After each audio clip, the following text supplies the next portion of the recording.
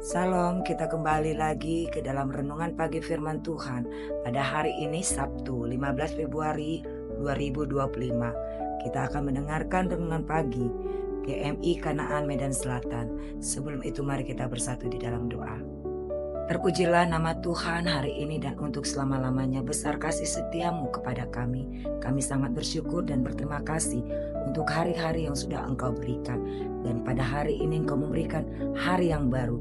Untuk mengawali hari baru kami ini Tuhan, kami ingin tunduk, menyapa Tuhan, memuliakan nama Tuhan, dan mengisi bejana hati kami. Biarlah dalam renungan pagi firman Tuhan ini, Engkau memberkati kami, lawat kami dengan Roh Kudus-Mu, mampukan kami untuk dapat memahami dan melakukan firman Tuhan ini dalam kehidupan kami. Kami serahkan doa kami kepadamu, dalam nama Yesus kami berdoa. Amin. Firman Tuhan kita pada hari ini tertulis di dalam kitab Yeremia pasal 17 ayat 1 sampai ayat yang keempat. Jemaat Tuhan boleh membacakannya secara keseluruhan firman Tuhan. Saya membaca ayat yang keempat. Milik pusakamu yang telah kuberikan kepadamu harus kau lepaskan, dan aku akan membuat engkau menjadi budak musuhmu di negeri yang tidak kau kenal. Sebab kamu telah menyalakan api murkaku yang akan menyala selama-lamanya. Amin. Tema kita hari ini yaitu dahsyatnya murka Tuhan. Jemaat yang diberkati Tuhan, Tuhan selalu menunjukkan kasih-Nya yang berlimpah kepada kita melalui berkat-berkat-Nya. Kita merasakan kasih-Nya dalam hidup kita. Tapi pernahkah terpikir oleh kita bagaimana jika Tuhan murka kepada kita? Apa yang membuat Dia murka kepada kita? Dan bagaimana solusinya supaya Tuhan tidak murka kepada kita?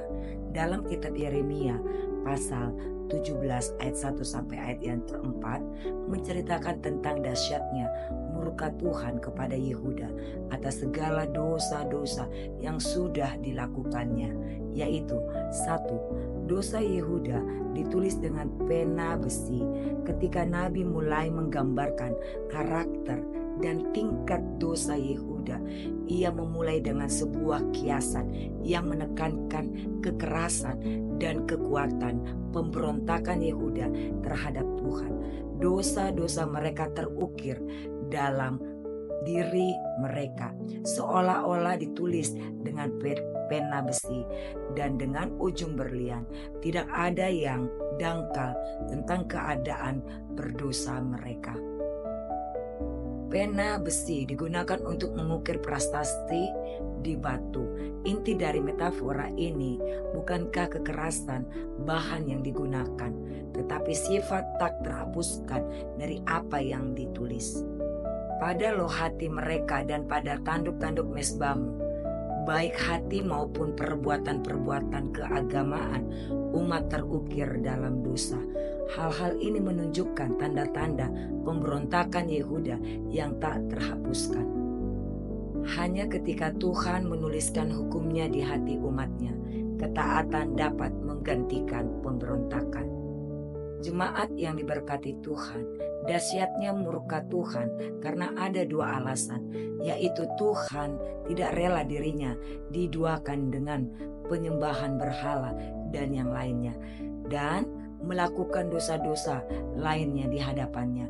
Ketika murka Tuhan itu hadir dalam umatnya, maka mereka akan diserahkan kepada bangsa asing dan menjadi budak bagi bangsa asing itu, serta akan dibuang ke negeri yang tidak mereka kenal.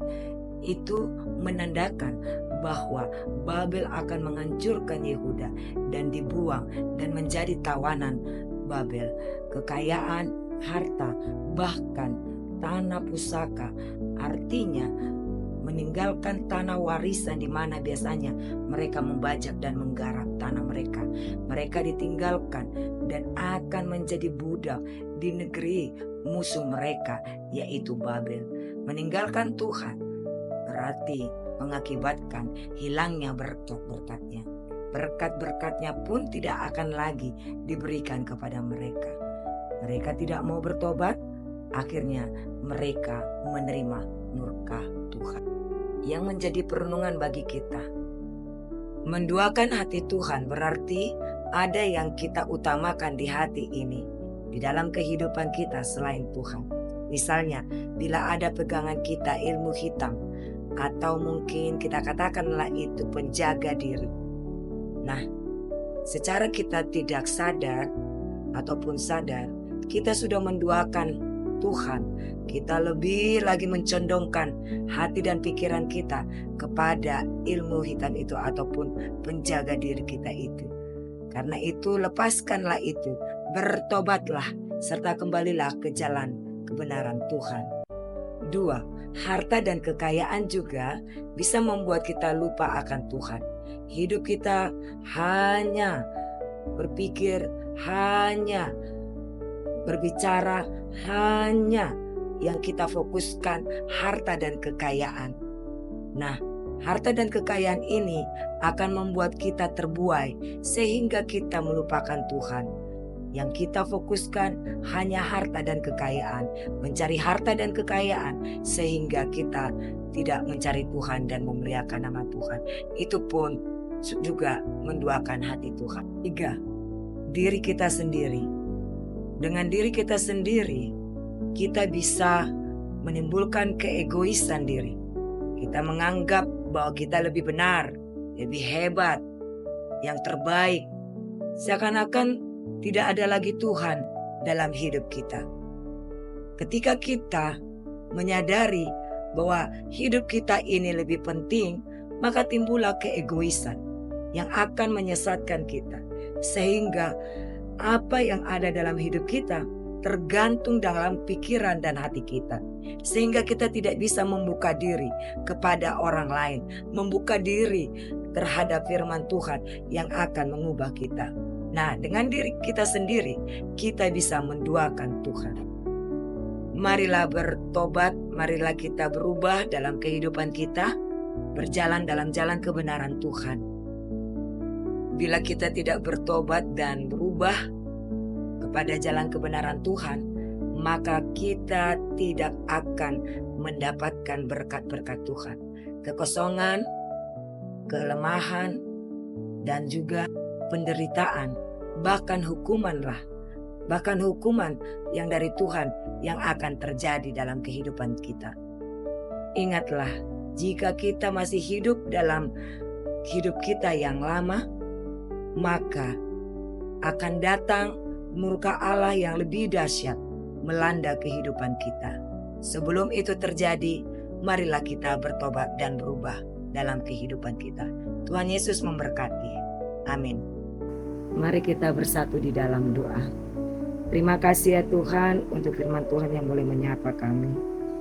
Bantulah kami untuk mengingat akan firman-Mu dan melakukan firman Tuhan ini. Jangan biarkan kami terlena dengan kehidupan kami, dengan hal-hal yang menyenangkan kami, sehingga kami melupakan Tuhan, bahkan kami menduakan Tuhan.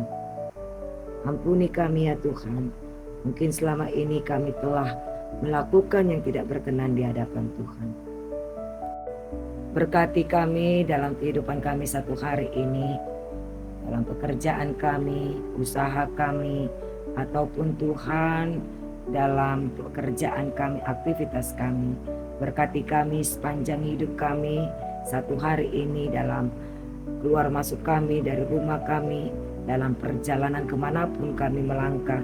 Biarlah Engkau ikut serta dan berkati kami, jauhkan kami dari mara bahaya, tambahkan kami kesehatan, tambahkan kami hikmat, supaya dapat kami kerjakan semua itu, dan biarlah itu menjadi kemuliaan bagi nama Tuhan. Berkati anak-anak kami Tuhan dalam segala kebutuhan mereka, harapan dan kerinduan mereka. Mari Tuhan Engkau tambahkan kesehatan bagi mereka. Berikanlah hikmat, berikanlah roh kebijaksanaan. Pakai anak-anak kami untuk menjadi alat Tuhan. Biarlah mereka boleh berkarya dan boleh berjuang dalam kehidupan mereka. Mari Tuhan Kau bantu anak-anak kami, topang terus di dalam kasih Tuhan, supaya mereka mandiri dan melihat karya kasih Tuhan dalam hidup mereka. Kami pun sangat bersyukur untuk satu hari ini di mana Engkau menambahkan satu usia kepada jemaat-Mu, yaitu Saudara Valentina Stili Febriani Situmorang yang genap usianya 21 tahun. Dan juga Bapak Rio Vincent MS yang genap usianya 32 tahun. Begitu juga untuk Roy Filbert IS yang genap usianya 32 tahun. Begitu juga untuk dan Ibu Vidya F yang usianya genap 39 tahun.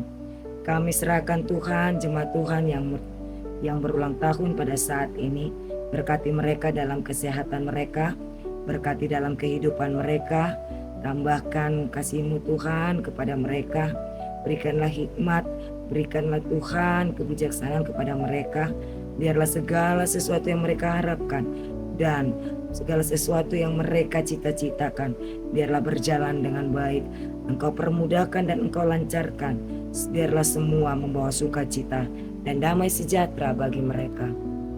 Kami juga mau berdoa untuk orang tua kami yang usinda, yang lanjut usia di dalam masa tua mereka. Mari Tuhan, Engkau kuatkan mereka, Engkau jamah tubuh mereka, tambahkan kesehatan bagi mereka, pulihkan mereka jika mereka sakit, dan biarlah Tuhan, Engkaulah yang menopang mereka dalam segala hal. Apapun yang mereka gumulkan, apapun yang mereka pikirkan, biarlah Tuhanlah yang membuka jalan bagi mereka.